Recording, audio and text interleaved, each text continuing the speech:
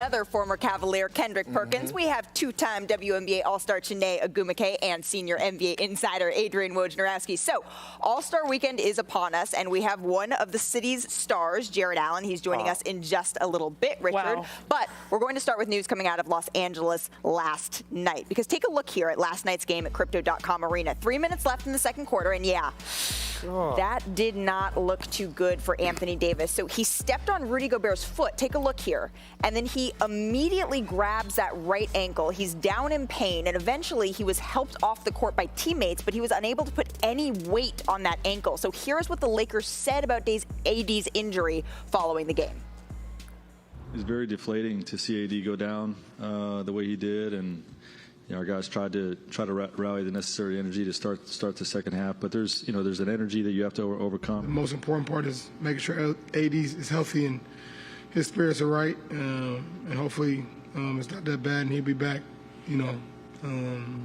as soon as he's ready. But until then, we got to hold it down. Guys got to step up, be ready to play. Obviously, sickening to see AD go down in that fashion. Obviously, his health is the most important for him individually, for our ball club, and I've seen it too many times, obviously. So. All right, so that was last night, back with our crew and senior NBA insider Adrian Wojnarowski. So, Woj, what more can you tell us about the latest on Anthony Davis's injury? Well, the MRI is today to see if there's any, to really get a sense of the severity of the injury, if there's any ligament damage. Our Dave McMenamin reported that he's going to be out at least 2 weeks. I'm told, that's going to be on the I think that's a conservative estimate. Of course, one of those weeks, there are no games, and so that's good news for the Lakers. They have the All-Star break here, but the x-rays were clean last night, and the Lakers will know more when they get the results back of that MRI, but it's clear they're going to have to play more games without Anthony Davis as they come back, for the stretch run of this season right now, sitting in 9th place in the West, and with Portland now on their heels in that play-in group. Absolutely, and we've already seen Anthony Davis miss a significant amount of time this season. But heading into last night's game, Caesars Sportsbook was projecting that the Lakers not make the top 8 seeds in the West. So now, with Anthony Davis down, how can the Lakers win games for the foreseeable future, Perk? Well, I'm curious. I swear, I was y'all thinking. Are starting early. Look, we keep talking about it, but here's the thing. One, more minutes for Dwight Howard. We saw what Braun is capable of doing, but here's the thing. Russell Westbrook has to step up. I know we keep talking about it, but here's his time to shut up all the haters, all the people that said he has lost it. He's on the decline. It's his time. I want to see some 30-point nights. I want to see him and LeBron James be able to coexist. He has no excuse whatsoever. AD is out of the picture. He has to elevate his game. That's what's up for the Lakers. What do you think, Rich?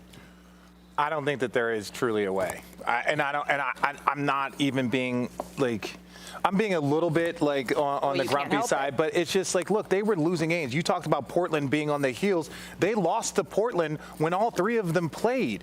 And you're losing the guy that's supposed to anchor their defense and give you 20 points a game on the inside and do so many different things. He was the guy that was supposed to help Russ's game get better because they were supposed to have that pick and roll game together. So there's just so many things that you lose with AD that you already didn't have when he was playing. So I'm not saying that the Lakers season is over with, but what is the ceiling for them? The 8th seed? We don't spend that much time talking about the 8th seed on this show. Yeah, that's fair enough. And I do think that by removing the safety net, we'll now see what the Lakers are made of. We know LeBron James is going to show up and show out. He had 33 and 8 last night and 6. And so he's going to provide what is necessary. The question is, like Perk said, will Russ step up as well? Will they rely more on team defensive principles and not have that safety net that is a helicopter in the paint behind them? They were not a great defensive team, even when AD played, when he came back.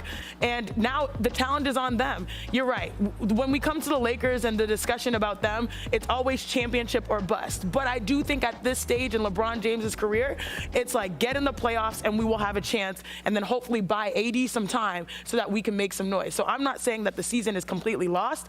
We will see what they're made of in the next 10 or so games. If they can piece it all together, buy AD some time, and see if they can make noise in the playoffs. but it gets harder and harder and harder with each game. Well, besides the loss to Portland, and by the way, Portland has been beating a lot of people. Like, we can say what they want. They got a great win in Memphis just last night. But the thing that I'm looking and I'm figuring out the Lakers are doing right now, they're playing with effort.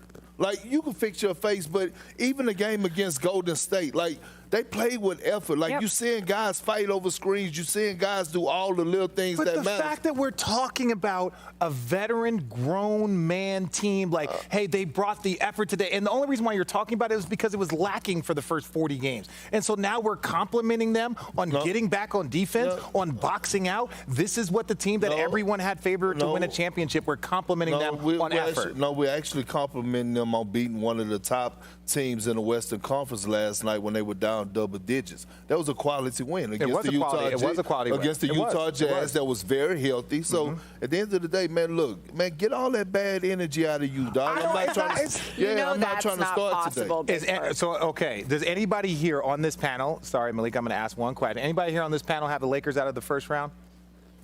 That's fair enough. I mean, they okay, did get a good win over the Utah Jazz. Portland won 4 in a row, so they've been streaking a little bit. LeBron, though, he's going to be the lone representative for the Lakers at All-Star this weekend. But one man that's going to be playing for his team is DeMar DeRozan. And last night, DeMar continued his tear, and he made NBA history in the process. That's right, Shanae. So his 7th straight game of 35 or more points on 50% or better shooting past Wilt Chamberlain, who'd held that record, get this, for 59 years. So here's DeMar DeRozan afterwards. That's crazy. I mean, just to be in the record books, along with, staples in this basketball history is, speechless, as a kid, as a fan of the history of the game. And the crazy thing, I felt like I missed 8 easy shots I normally would have made. So I felt like I had a bad shooting night, honestly. Like, that's the crazy thing. Oh, and by the way, the Bulls, they've won 5 straight, and they moved to 38-21. So, Chiney, I want to start with you. How impressive is this tear from, what do you call him, the lone mid-ranger? Yes, it's been super impressive, and I'm glad that a lot of Bulls fans are like, yes, we're finally getting the respect we deserve, because there was a point in the season when things were iffy. You had players going in and out due to COVID protocols and then injuries. But guess what? He has showed up, and he's playing his best basketball. What I love about DeMar, he's proven that if you work on your strengths, you won't be a liability based on your weaknesses. A lot of people are saying, oh, he needs to incorporate the three-point shot, or he needs to get more physical and get to the rim. Instead, he's worked on his strength, which is the mid-range. He's perfected it, and he's surrounded by young, hungry, veteran players that all want to make something of themselves so far this season. And so I'm really glad that DeMar has reinvented himself on his own terms. Where does he fall in the MVP conversation, Richard? I still have him in top 5, and look, and that means that I have him for the first time in his career. He is in a first-team All-NBA situation. I still think that what Embiid has done and what some of these other guys, including Jokic, including John, I think he's right there with Ja Morant as the guys that are just so impressive. Their numbers are there, their teams are good, but it's like when you break down the numbers of like an Embiid or a Giannis, it's a hinge, or even a Jokic, it's a hinge different. That doesn't mean we got a lot of basketball left. We're literally at the All-Star break. That doesn't mean he can't win an MVP. It just means that right now I have him first-team All-NBA in that space. Well, we know your MVP changes like every day. It's supposed to. It's supposed to. I told you every month, and that's why I marked the date. But can we ask ourselves, why is he playing at this level? He's playing freely. He's able to get into his bag. And there's no disrespect to Greg Popovich and the Spurs, but you look at what Billy Donovan is allowing him to do. It's no restraints. It's, hey, DeMar, go out there. I don't care if it does look like recreational ball. Get into your bag and get us wins. And he's doing just that. Right now, I mean, he's in the MVP conversation.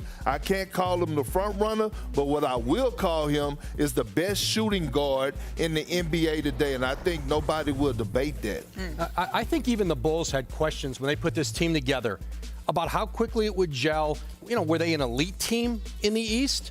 And I think there were a lot of questions defensively. I think Alex Caruso coming in, you saw the impact he's made. He's been out of the lineup. He's about a week away from getting back out on the court. But I think this is a Chicago team that, listen, they knew it was a playoff team, but this is a team that in the postseason, with a very good seed, having to go through Chicago, Lonzo Ball has played great this year. You know, Zach LaVine and DeRozan, the way they've played off each other. Nikola Vucevic has played much better here in recent weeks.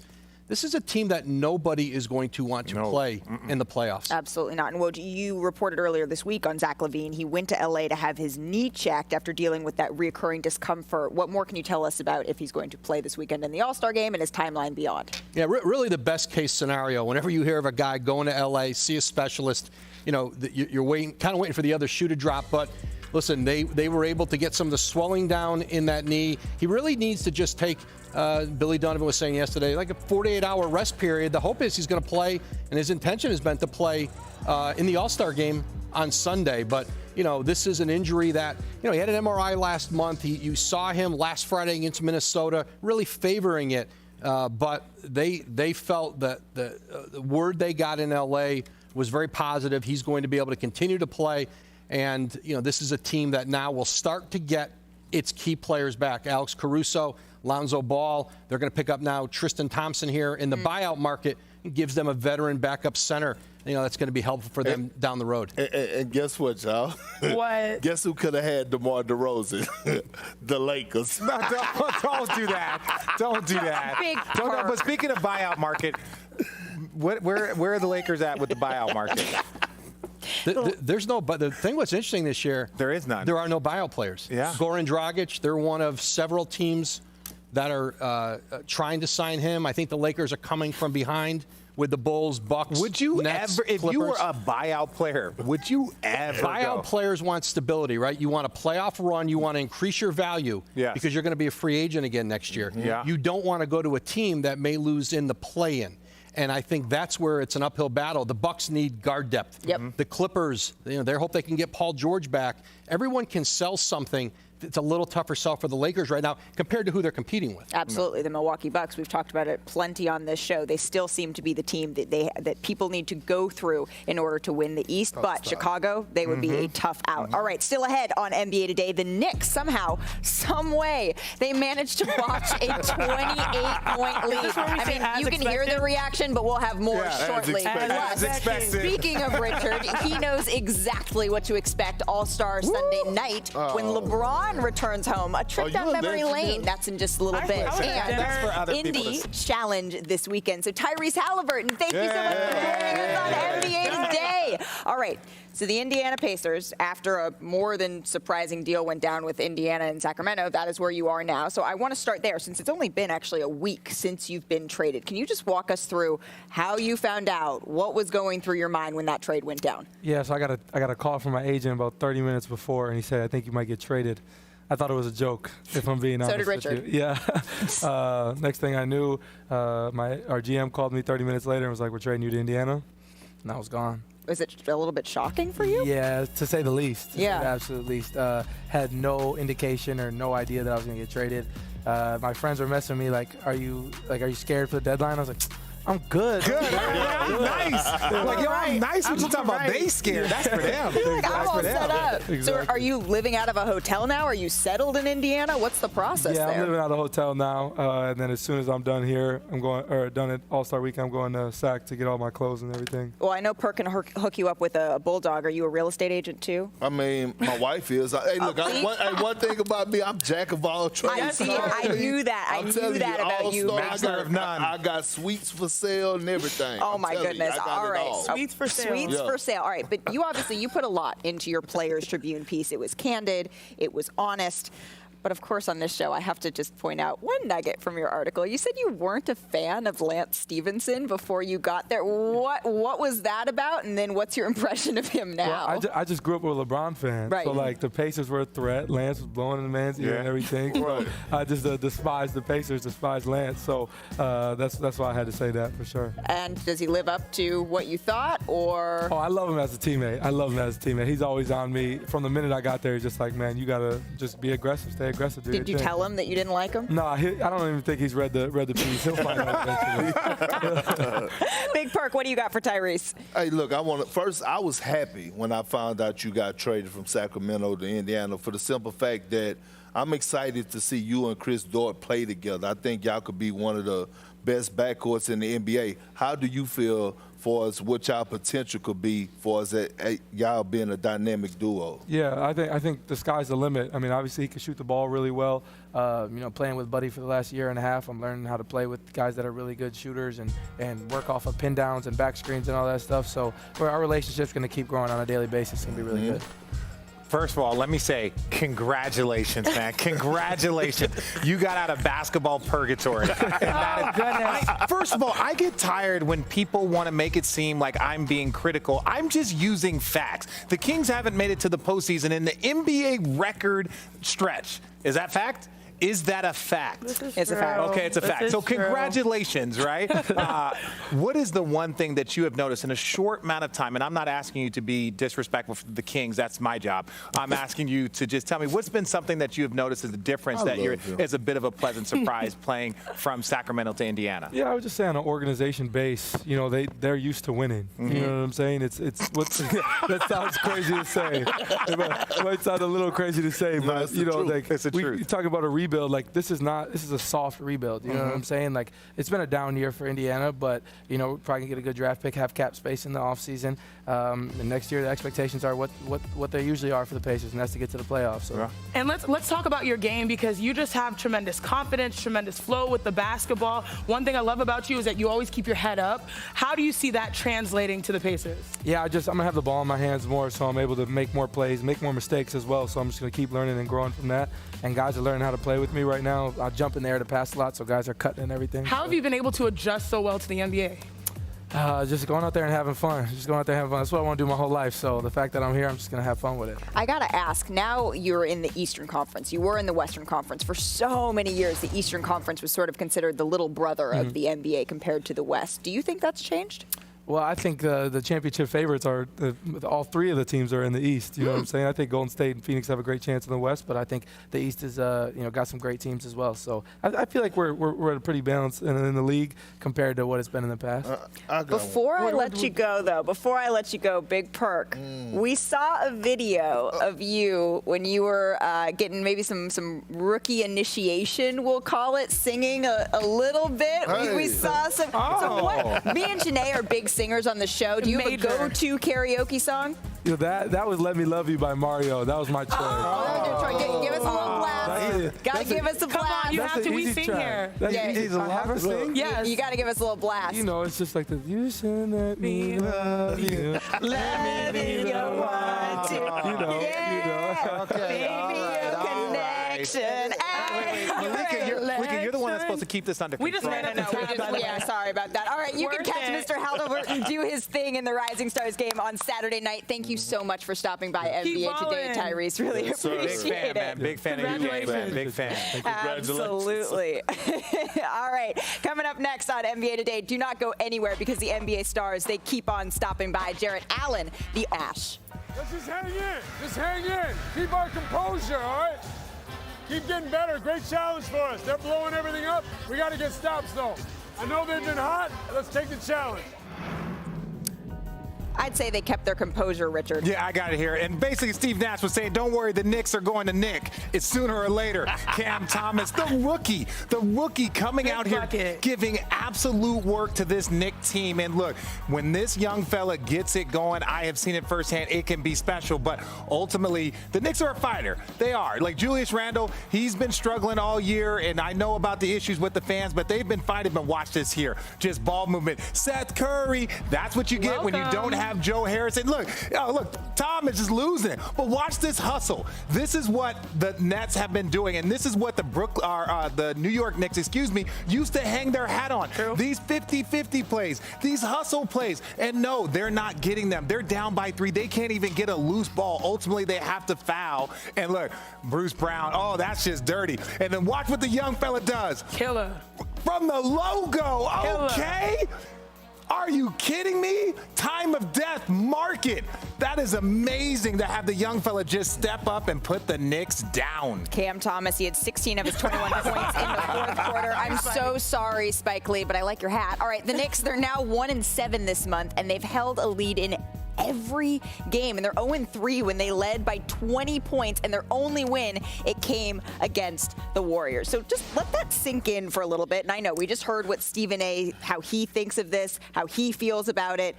We just saw how it happened, but I want to start with you, Big Perk. Oh, wow. How bad of a loss is this for the Knicks? It's really bad. But look, here's the thing. A couple months ago I said that, or a month ago I said it was time to part ways with Julius Randle, find out some other, because you could just tell the chemistry is not there. And here it is. I hate to do it, but it's my job.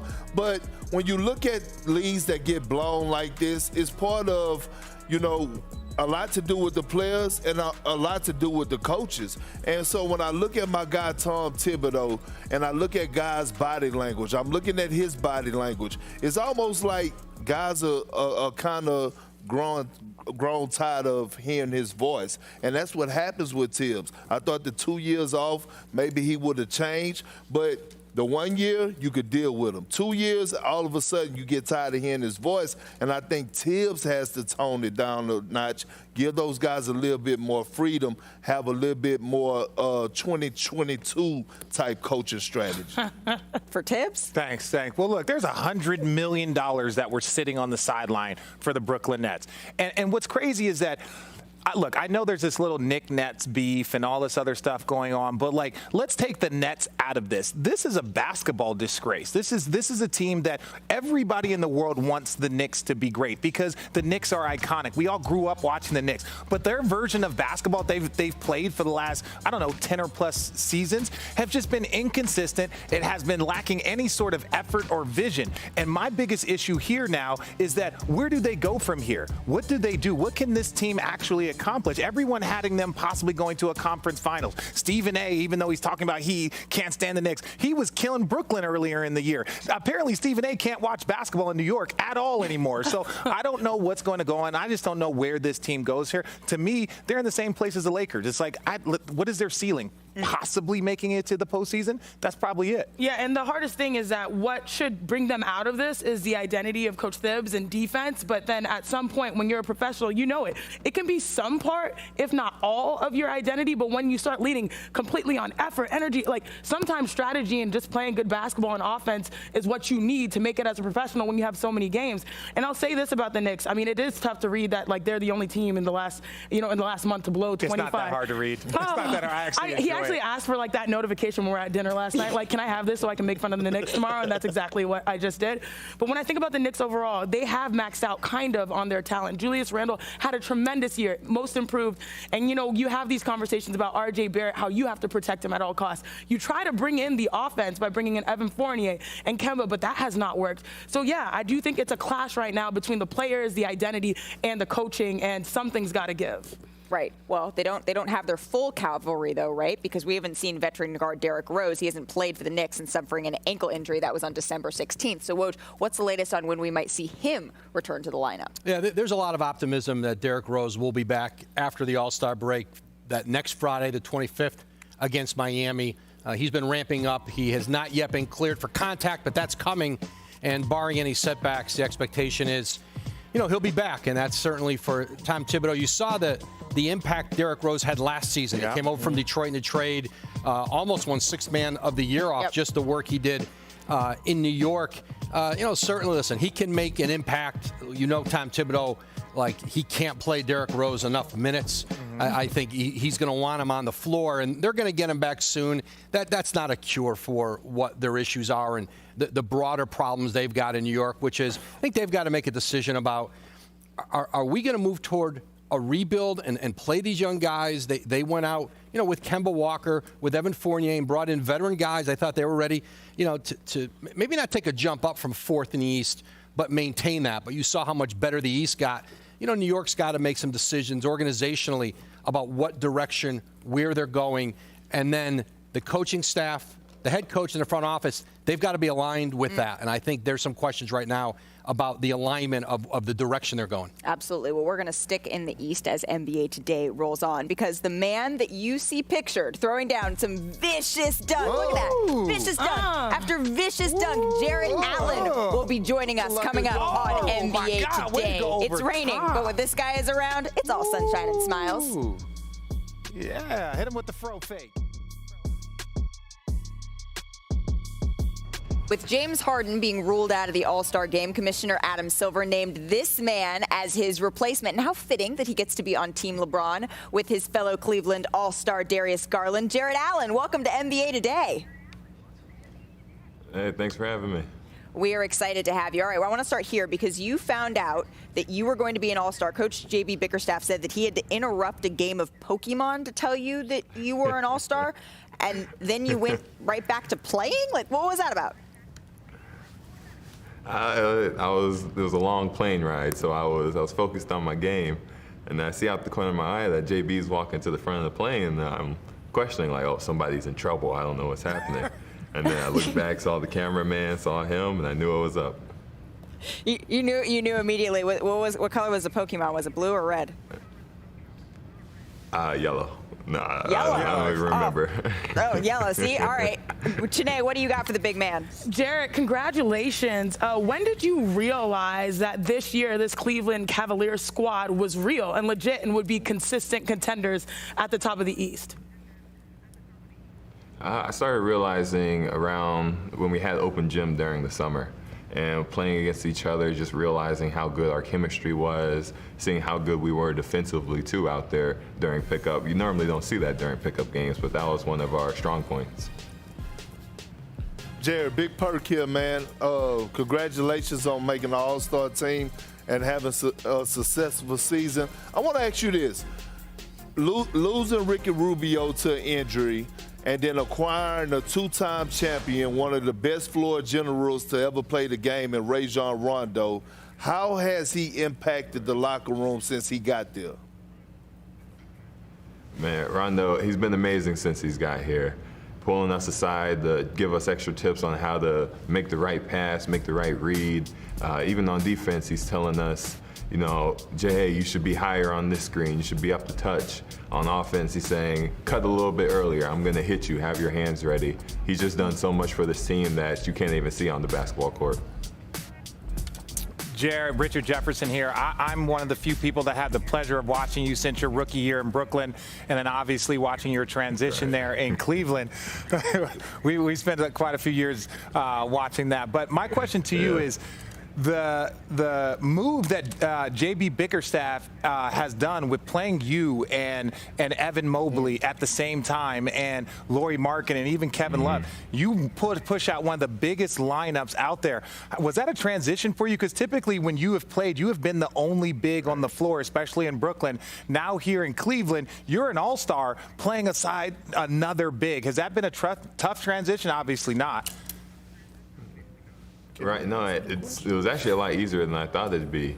I've always been the only big on the court, you know, playing with a big four guard, and now having Lauri and Evan, two other 7-footers, it makes it almost easier. You know, they're skilled big men in their respective, you know, areas. Lauri can shoot, Evan amazing at defending the rim, just amazing scorer at in the paint. So it just made it easier for me somehow.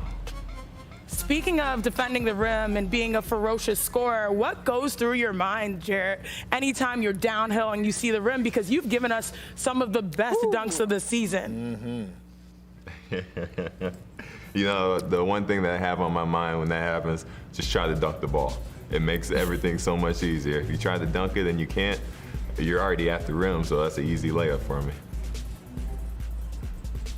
Jarrett, before we let you go, I just have to know, is the fro going to be extra picked out for this game this weekend? I mean, do you got any tips for Richard Jefferson, what he needs to do? That's just unnecessary, yo. Can you lend some over for Richard? Necessary. Oh, man. I'm going to have a wig on for the Richard Jefferson's too far gone. Richard Jefferson is too far gone. Maybe we could get him a Jarrett Allen wig. I like that idea. I like that. I think we should. Let's do it. Done. Jarrett, thank you so much for joining us. I'm all for it. Thank you so much for joining us on NBA Today. We really appreciate it, and we'll be in touch. We'll offline about how to get that hair product to Richard. Yeah, all right. I appreciate you guys. Thank you so much. All right, NBA All-Star Weekend begins tomorrow in Cleveland with the Celebrity Game on ESPN and the ESPN app again this year. Hall of Famers Bill Walton and Dominique Wilkins are the head coaches, and Team Walton is led by Cleveland native Machine Gun Kelly and Quavo, and Team Neek stars Myles Garrett, Jack Harlow, and Tiffany Haddish. Our coverage begins at 7 Eastern, 4 Pacific from the Wolstein Center, home of the Cleveland State University. We'd be happy to let you sign a 10-day. Look, I know there were people probably going to judge me on some of my speech there. But look, I was on my Matthew Stafford, my Tom Brady. I was a little not sober in some of those speeches that you guys gave there. But look, it's going to be an amazing time. It's going to be an amazing opportunity. This fan base here, I still stand by. The greatest crowd in national championship, all the stuff, greatest crowd I ever seen was in that building, Game 6, trying to get a win to extend Game 7. It's the greatest crowd I ever saw. When they were clearly all there to see you. Oh, well, right? 100%. Yeah. They're still here to see me. Let me tell you something. When we went to dinner, Richard came in with a hat on, and he had a dinner, and then he took it off, and everyone's like, "Oh, congrats on the championship!" Yeah, they recognized the ball head. They recognized the ball head, and everything went crazy. So we can't get out the wig because then that makes you. That's the signature. I All think right. Jared Allen wig. That was a great essay. Was it? That was a really good essay. Yeah, Did you write it? No, it was a ghostwriter, 100%. You just took Hillary, over. You didn't Greg. even give me time to tell you it was great. Like, you just went. Listen to me say this. I don't ever want or need your approval. Fight. Oh my gosh. All right. Well, clearly Richard is, I'm not even going to say he's in the zone, but let's check out who was in the zone, brought to you by AutoZone. LeBron James, he had 15 points in the fourth quarter in the Lakers' comeback victory over the Jazz. And over the last 6 minutes of the game, the Lakers, they outscored the Jazz 26-9. And James scored or assisted on every made field goal for the Lakers in the clutch. So he may be asked to start at center yet again, depending on how long Anthony Davis is out for, right? So how much more pressure is on LeBron James now as his team tries to stay in the playoff picture, Perk? First of all, let's stop with the word pressure with LeBron James, okay? We're talking about a 37-year-old man who has accomplished everything. The only pressure that he has is to pass Kareem Abdul-Jabbar far as the all-time leading scorer. That's the only pressure he has. He's been balling out of control, having one of his better seasons. He's on the Mount Rushmore. He's sitting at the table. It's no pressure on LeBron James. That's why you see him at the Super Bowl with his shirt open, drinking Lobos, having a good time. He ain't worried about this. I ain't worried about I know nothing. he's going to see you there with your shirt open, too, man. Just like, about 9 more months. I'm telling you, if I get two of these to pop up. Can we ban the unbuttoned shirt here? 9 more months? You got to give birth first? You got to give birth. Oh my God. All right. There's no pressure on Bron. There's no pressure on Bron. Pressure. Just while they get it together. There's no pressure on. Are you okay, bro? No one's okay. Are you okay? It's a boy or girl? There's no pressure on LeBron James. Well, at this point, I'm just like, you know what? We still have more left in the tank. We're going to get it together because we have more coming up from Cleveland, which also happened to play host to All-Star 25. All right, Michael Jordan was called out by Dikembe Mutombo the last time All-Star was in Cleveland 25 years ago, and then Jordan would get Mutombo later in the season. But today marks the 59 years ago today his heiress was born. So happy birthday, Michael Jordan. And I got J's on my feet. See, there you go. Yeah. And I feel like Michael Jordan probably would have appreciated what Nikola Jokic, his pass out at the end of the Nuggets-Warriors game last night. I feel like we need to take a look at that because look at this. Pass out. Ooh.